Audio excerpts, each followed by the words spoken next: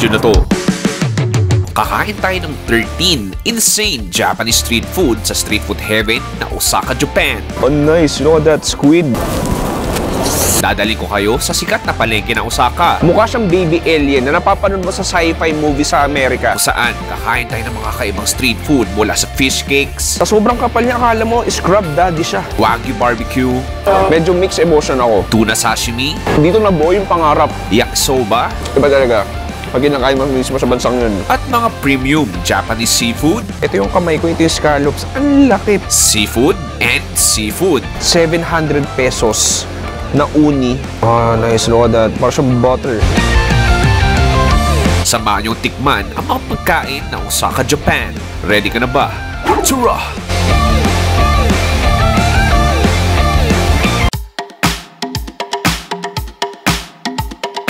Para sa unang episode ng ating Japan Street Food Series ay nandito tayo sa Osaka, the culinary capital of Japan. Sisimulan natin sa isang sikat na public market na nagngangalang Kuromon Ichiba Market. Located in the center of Osaka, it's a covered public market that stretches around 600 meters parallel to the Sakai Sujidori Street in the Minami area of Osaka. The market has about 150 shops that predominantly sell fish, meat, and seafood. Pero mababalo ka rin sa dami ng street food choices dito. Uy, pare! Welcome sa napakamalamig na Osaka, Japan. Nandito tayo sa Kuromon Market. Itong Kuromon Market is sa busiest, like a seafood heaven dito sa Osaka. So, iba't ibang turista, iba't ibang lokal ang pumupunta dito para lang mamili ng mga karne, mga fresh meats, fresh seafood. O kaya naman gusto lang nila mag-food trip, pwede dito sa Kuromon Market. Anyway, maghahanap tayo ng iba't ibang Japanese street food na pwede natin makita dito sa Kuromon. At pinagtitinginan ako ng mga tao dito. Halika na dito sa Osaka, Japan. Tara! Parang majority ng binibenta dito ay seafood. Dahil meron sila tinatawag na Osaka Bay, that's why ang syudad na to ay abundant sa mga seafood. Kaya huwag kayo magtataka kung majority sa episode na to ay titikman natin ay mga seafood. But first, let's have our breakfast. It's winter time and it's perfect to eat some steaming hot tofu and fish cakes. At dito sa Japan, tinatawag itong oden, a mixed street food of tofu, balls, fish cakes, and daikon stewed in a light soy flavored dashi or Japanese soup stock. Okay pare, next stop natin, meron tayo dito mga steaming hot, piping hot na iba't ibang Japanese street food. Parang odeng ata tawag nila or fish cake. So makikita mo more down tatlo. Ito, hindi ko lang, actually, I'm clueless talaga kung ano yung mga to, pero mukha silang mga fish cake. Ito, radish to, sure ako. Anyway, tikman natin to. Okay, cheers. Okay, parang oding nga fish cake. It's super soft na parang kumakain ng bouncy tissue. And then, in terms of lasa, parang fishbowl lang din. And then yung sabaw parang na-drench na doon sa pinaka-oding natin. Gusto ko tikman itong parang oding patty.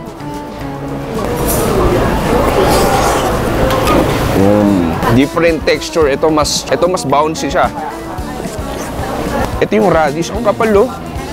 Grabe. Sobrang kapal niya. Akala mo, scrub daddy siya. Sige, tikman natin. Cheers. Radish nga. I mean, parang kang kumakain ng bloke ng repolyo. Actually, yung pinakasabaw. May flavoring nga yun talaga siya. Oishi. Thank you. Arigato, arigato. Where are you from? Philippines. So, mga fans ko rin yan dito. So, nag-aabang talaga silang pumunta ako dito. Anyway, pare, this is a perfect meal. Simple lang siya. Pero masarap yung atake. Anyway, hanap pa tayo next food trip.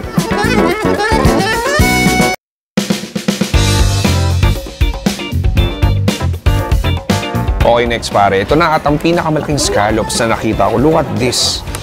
Diyos mo, ito yung kamay ko. Ito yung kamay ko, ito yung scallops. Ang laki, pero nasa 380 pesos na ata to. Anyway, gusto mong tikman yung parang sabaw.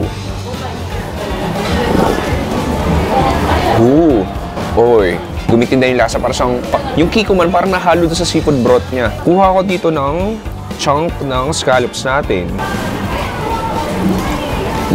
Ay, nako. Ang lambot. In-expect ko medyo chewy siya, pero hindi. Easy bite. Medyo smoky din siya. Dahil grill siya. As in, parang soft bite lang siya. Hindi mo na kailangan ng ngipin para manguya yun. Ito parang cartilage niya. The flavoring itself, parang siyang may butter. At the same time, may kikoman. Parang ibang parte din to. Wow. Kanina malambot. Ito, Times 3 lambot. Ay, pambihira. Ang sarap mo. The freshness. The seafood aroma. I mean, the vibes dito. Magsawa ka sa seafood dito sa Kuruman Market. I mean, it's like a seafood heaven dito sa Osaka. Hanap tayo next food trip.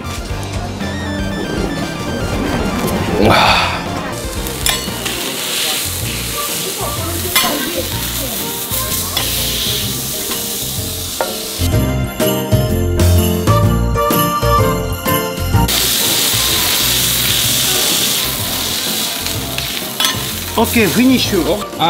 Only salt. Okay. Salt only. Okay. So kung matikman yung pinakalasa ng karne. Thank you. Okay, kung sa Pilipinas, ang Wagyu sinaserve sa mga mamahaling restaurant, dito sa Japan, dito sa Osaka, Wagyu binibenta lang sa palengke o parang market. Anyway, makikita mo, look at this. Nasa 380 pesos lang. Actually, mura na siya for this amount of Wagyu. Hindi ko lang alam kung real beef ba to. Hindi ko alam kung ito yung parang Wagyu cubes na natitikman natin sa mga samgyupsal.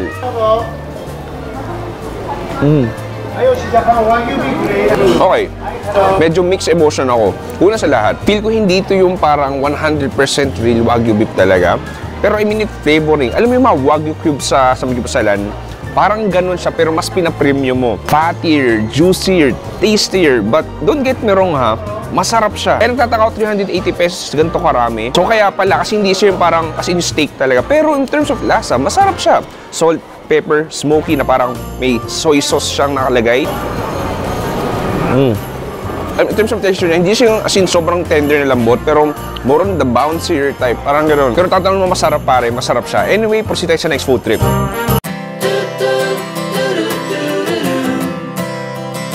Next food trip natin, tayo lang mga Pinoy na pupunta ng Japan at sobrang lamig at kakain pa rin ng ice cream dahil dito talaga authentic matcha ice cream. Actually, sa mga hindi nakakaalam, I love matcha. Matcha is one of my most favorite flavor of all time sa ice cream. Sa mga nagsasabing lasang damo yung matcha, bahala kayo sa buhay nyo. Punta tayo, look at this. Matcha ice cream, premium Hokkaido, joke lang. Premium green tea ice cream dito sa Osaka, Japan. My first matcha ice cream, kailangan ko tong namnamin. Cheers! This is like a soft massage sa dila ko na parang nagpapasalamat yung mga taste buds ko na, uy, salamat Paps, pumunta ka na rin ng Japan. At tumikim ka ng authentic matcha ice cream. I mean, yung pait nandun, you have the sweetness, texture, milky, creamy. Wow. Ang sarap. Kahit ginawa ko 8 degrees dito sa lamig, masarap pa rin kumain ng malamig na ice cream, lalo na pag matcha. Proceed tayo ng next food trip natin.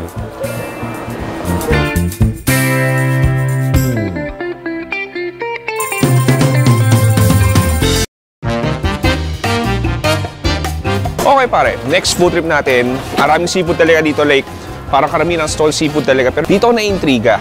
Ito yung kanilang baby octopus. Look at that. Kakaiba, ang liliit lang. Tapos may itlog daw yan sa loob. Anyway, umorder na ako. Ayan, minicrowave siya. After like 10 seconds, ito na, yan na, yun na. Yun. Arigato. Arigato gozaimasu. Mukha siyang baby alien na napapanood mo sa sci-fi movie sa Amerika. Paano ba kainin to?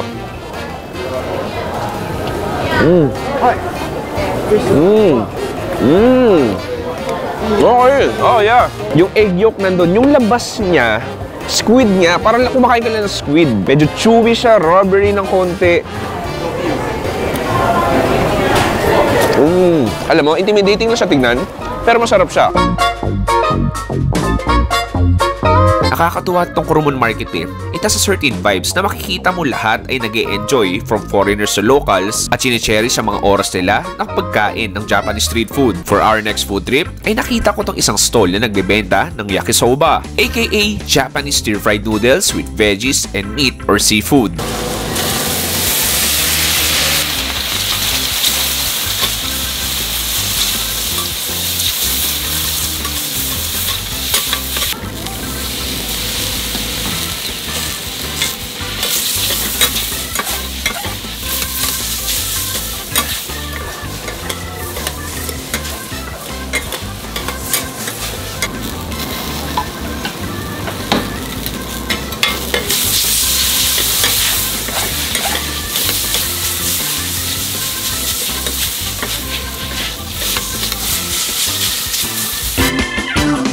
Next, may nakita tayo ng very local store na nagbibenta ng okonomiyaki, takoyaki, tsaka yakisoba. So ito yung yakisoba na nakita natin. Actually, tayo mga Pinoy, alam natin tong yakisoba dahil meron tayong instant noodles na yakisoba pangalan. Pero ito, authentic talaga. So makikita mo freshly made. Meron tayong squid tsaka shrimp dito. So haluin natin konti. Oh nice, you know that squid. Tapos yung shrimp meron din. Cheers.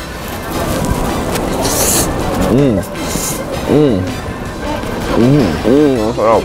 Alam mo, nakala ko very moist siya, saucy. Hindi. Parang na-soak up na ng noodles yung sauce. So medyo naging dry siya. Pero in terms of flavoring, ang sarap niya. You have the dark soy sauce and then, tapos yung parang mga squid flakes na nakalagay, dadagdag extra saltiness. Yung noodles natin, soft and chewy. And then the squid, the shrimp nandun, and then all of the veggies. Yung yakisoba sauce nila, nakakain din natin sa Pilipinas, pero iba talaga. Pag kinakain mo mismo sa bansang yun, isa ba? Anyway, di ba tayo tapos? Hanap pa yung next food trip.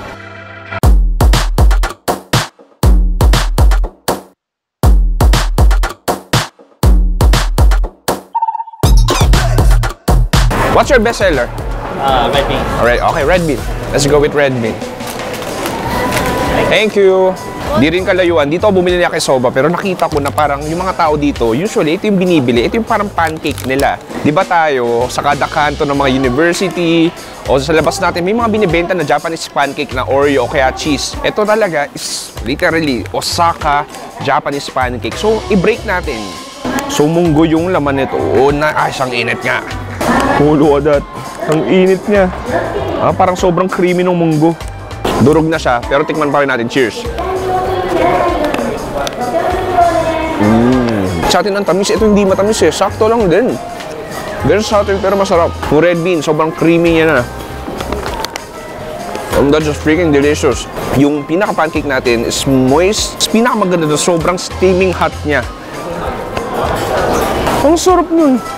Next, itong pangarap kong kainin sa Japan, ang fatty tuna sashimi or tinatawag na toro. Okay, makikita mo, ito yung fatty tuna natin. Look, grabe ang kapal. Alam mo, ang itsura niya, visually kala mo parang wagyu steak, pero hindi tuna to. Sige, so gawin natin, lagay tayo ng konting wasabi dito.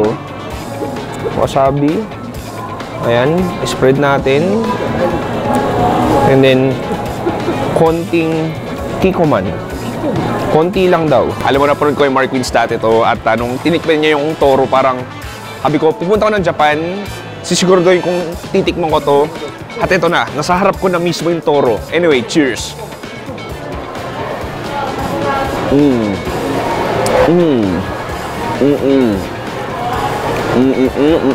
Dito na buo yung pangarap. Ang sarap, that's like, kumakain ng steak, ang kapal, ang lambot, ang taba. Definitely the fattiest tuna that you can ever eat. Ang sarap nun. Wow. As in, this is like mind-blowing. Oishi. Arigato. Oishi. Super oishi. Ang sarap. I mean, I'm speechless. Ang fresh. Gusto ko na i-turn off yung camera dahil gusto ko siyang kainin nang walang camera sa harap ko.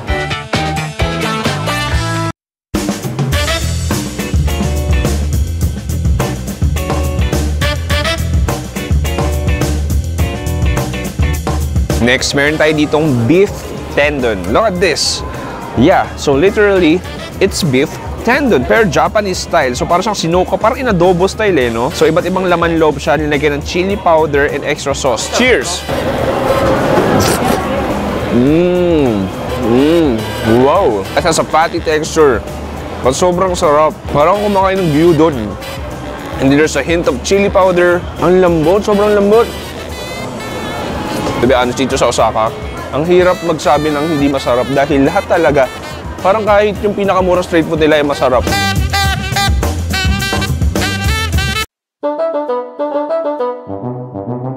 For our last food trip, syempre, tapusin din natin ang seafood. Nakita ko ang isang legendary Japanese grandpa na may kakaibang karisma sa pag-ihaw ng seafood. Nagpaihaw ako ng Japanese oysters at umorder din ako ng napakaliit pero 700 pesos na Japanese sea urchin.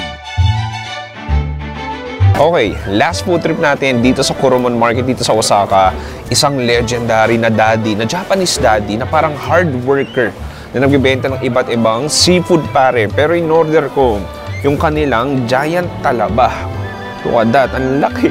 Tapos yung kanilang 700 pesos na uni or sea urchin. 700 pesos na agad. Sige, gusto kong simulan sa kanilang uni. So, ang gawin ko, grabe, ang liit niya lang, no? Wala mo ng soy sauce. Gusto ko muna yung mismong uni itself. Ah, nice. Look at that. Parang siyang butter.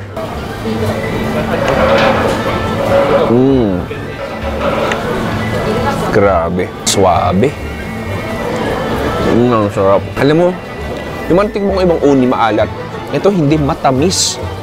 It's on the sweeter side. But don't get me wrong, it's better, more delicious. Ang sarap. Pero ang ginagawa daw dyan pwede mo lagyan ng wasabi, konting soy sauce. Hindi ko alam kung tama yung gagawin ko. Gawin ko, kuha ng konting uni natin. Ayan. I-dip natin dito sa wasabi, soy sauce natin. Balot natin sa nori. Ito yung uni natin with wasabi and soy sauce. Wow, ang sarap.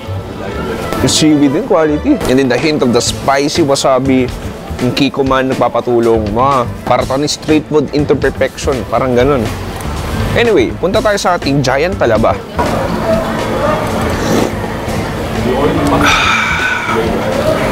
Parang lasa ng scallops lang din. Maalat na makikoman. Nice. So gawin, uy, yun ang sinasabi ko. No, that, ang laki. Mataas standard ko ng talaba dahil sa Washington na clan. Pero, tikman natin yung talaba ng Japan. Uy, rhyme yun. Cheers! I just want to close my eyes, say a little prayer. Maraming salamat, Lord, na nakain ko to ngayong araw. Ang sarap. That's one of the freshest talaba, juiciest and fattiest talaba na pwede mo makain, lalo na dito sa Osaka, Japan. Hindi chewy, malambot talaga. Huling higop para sa inyo.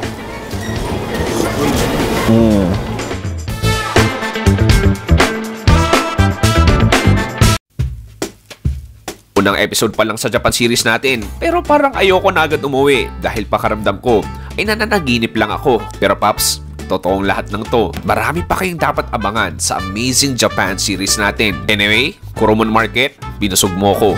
Boom pare, dito nagtatapos ang ating Kuromon Market Japanese Street Food Tour. Di ko alam, siguro nakasampung Japanese Street Food tayo. Sobrang nabusog ako dun. Hindi lang halata dahil nakabest ako, pero feel ko laki na ng tiyan ko. Anyway, marami pang kabang-kabang na episodes para sa ating Japan Street Food series. Maraming salamat sa panonood. Si Chewy dito sa Osaka, Japan. Nagsasabi, stay safe, good night, and goodbye. Bang! Lamig. Parang nakakamiss yung Pilipinas. Pero masarap siya. Anyway, pare, dyan, ano ba?